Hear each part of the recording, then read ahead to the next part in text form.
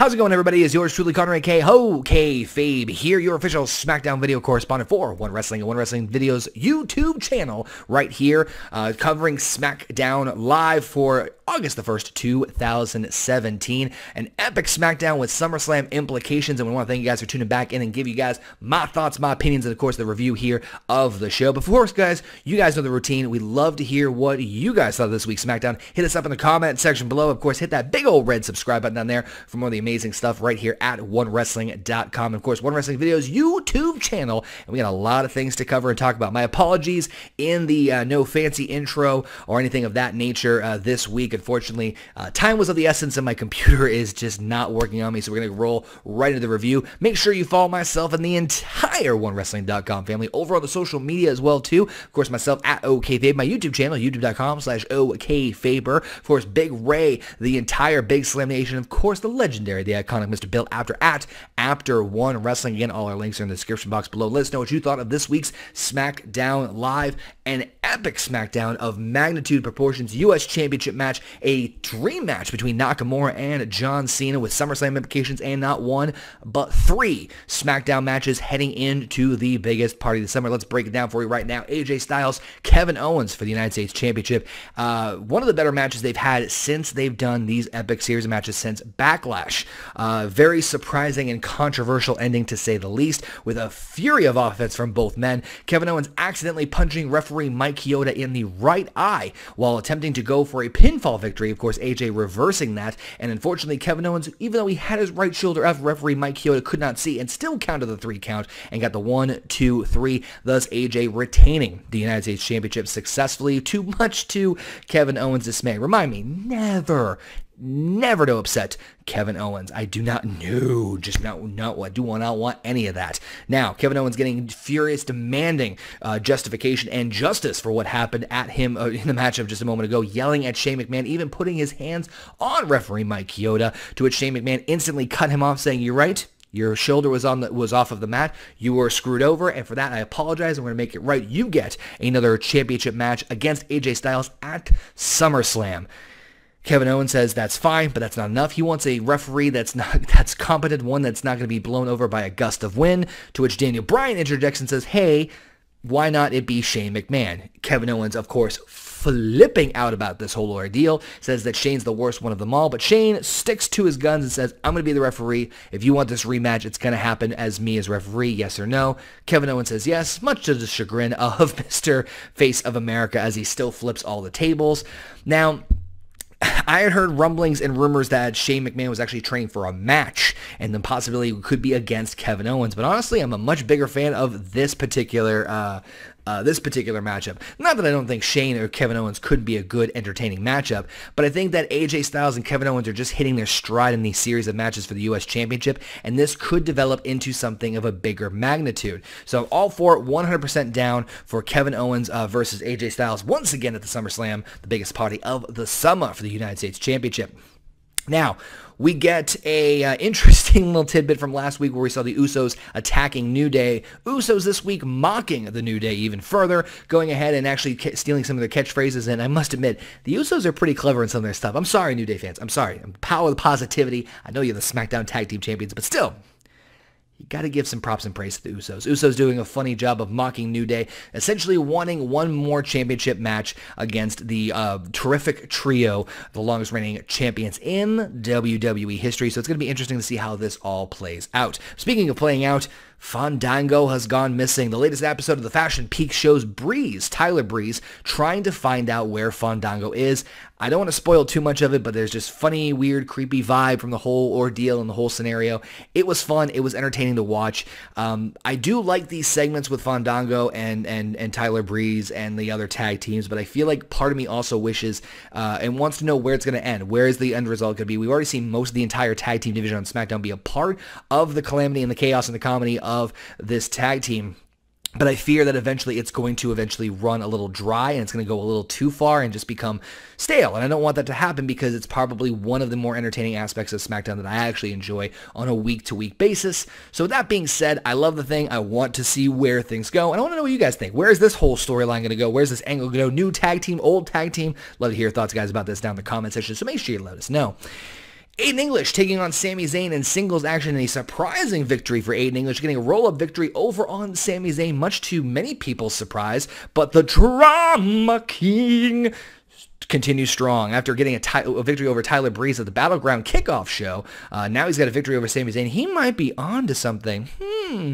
I could see him proudly wearing the United States Championship in the future as the Maestro of Madness. Or is it Mayhem? Crap, I can never get those two right. In any case, afterwards, Maria and Mike Kanellis come out in the ring, or excuse me, out of the stage area, basically proclaiming their love and the power of love. And they love each other. With the power of love, they love that Sami Zayn lost. That's a lot of loves in one sense. I can just feel the love just coming out from the TV and just, wait, they love that he lost. Isn't that hate? No, that's, they love that they hate. Wow, this is confusing. I need like a manual or something. We'll get back into that one, folks. I just need to, give me the book on love. I need to really catch it. It's next to the book of pain, like the Authors of Pain book. It's next to that one. Or is it behind it? I can't tell. Anyway, moving on. Tag team women's action as we see Becky Lynch and Naomi taking on Carmella and Naomi in a pretty solid tag team action featuring the women's division. Natalya showcasing a lot of her skills. Of course, them hyping up the match between her and Naomi for the SmackDown Women's Championship at the biggest party of the summer, SummerSlam. Carmella, I felt, was a little underutilized in this matchup. That's just my own personal opinion. However, Naomi looking fantastic, stronger than ever, and actually winning, hitting a submission move onto Carmella, known as a bad place, and making her tap out. Thus, Becky and Naomi get the win.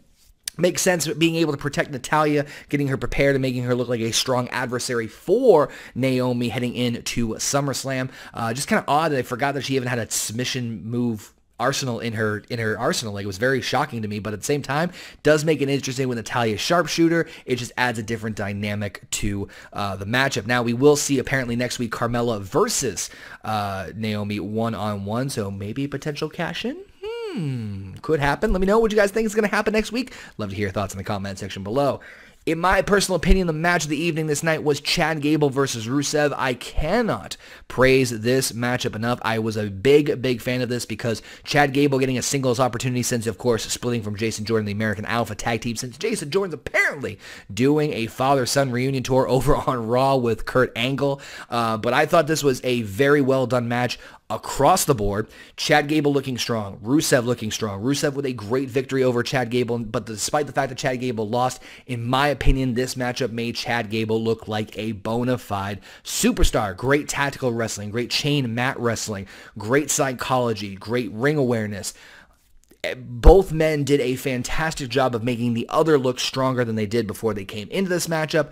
I was a big fan of it, despite the fact that Rusev won via the accolade. I thought there were plenty of moments where I thought Chad Gable was legitimately going to get the win. And despite the epic dream match that we get later on in the evening, in my opinion, this was my personal favorite match of the evening. Now, despite the victory, Rusev says that he never lost to John Cena, never was beaten, even though he hung his flag high at Battleground, and he's mad and upset that he does not have a proper challenge and a proper opponent at SummerSlam, to which case you hear voices in your head. That's right, Randy Orton is out to make you dead. That rhymes. Well, you know, I'm a poet, I didn't know it. Randy Orton coming out to basically lay the challenge out to Rusev. Rusev mocking him in his native tongue, going to charge after the Viper. But unfortunately, an RKO is able to plant him flat down on his Bulgarian buttocks. Yes, and Randy Orton versus Rusev has been confirmed for SummerSlam. And while the lack of build does make me a little concerned, I think this could be one of those sleeper matches where, even though it hasn't been really showcased or highlighted or built properly, it could be one of the match stealers for the entire evening. SummerSlam is shaping up to be quite a card, to say the least. Now let's talk main event. Shinsuke Nakamura versus John Cena. I was still just kind of wrapping my head around seeing the two of them in the ring at the same time. That was just like, wow, mind blown. But still, it was a treat to watch. And as I mentioned before, Chad Gable versus Rusev I thought was my favorite match, but this one was a very close second. Great moves from both of them. And one of the things that I kind of appreciated as well, too, was the fact that I thought Nakamura really felt like, or it was showcased more like the Nakamura I've seen from New Japan. A little more taunting, a little more mannerisms, a little more stiffness, and John Cena also getting to be able to showcase some of his moves that he hasn't showcased in quite some time as well too. But some brutal kickouts, a couple of AAs that I had I was on the edge of my seat. And finally, after Shinsuke Nakamura throws John Cena back, landing him in a very nasty way on the back of his head, hits a Kinshasa to get the pinfall victory on John Cena. clean for the 1, 2, 3.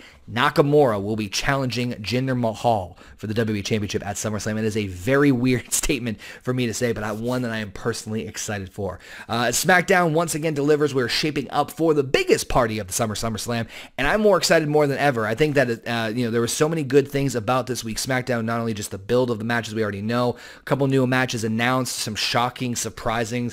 Nakamura, Cena delivered. I thought Chad Gable, Rusev delivered. Pretty much everything about SmackDown this week, in my opinion, delivered well, and it always seems to deliver well in the blue brand. But of course, guys, these are just my thoughts. I want to hear what you guys have to say. What do you guys think of this week's SmackDown? Love to hear your thoughts, guys. Again, down in the comment section below. Make sure you follow us over on the OneWrestling.com website, as well as here on subscribing on the One Wrestling Video YouTube channel as well, too. And of course, hit us up on the social media. You can follow myself at OKAYFABE on Twitter, and follow the entire One Wrestling family, including myself, as I just mentioned before, Big Ray, the entire Big Slam Nation, of course, the legendary, the iconic Mr. Bill Abder at After One Wrestling. Thank you guys for tuning in to another edition of Smackdown Rebound. We'll see you guys next week as the road to SummerSlam continues. And to quote the legendary, the iconic Mr. Bill Abder, we will see you at the matches.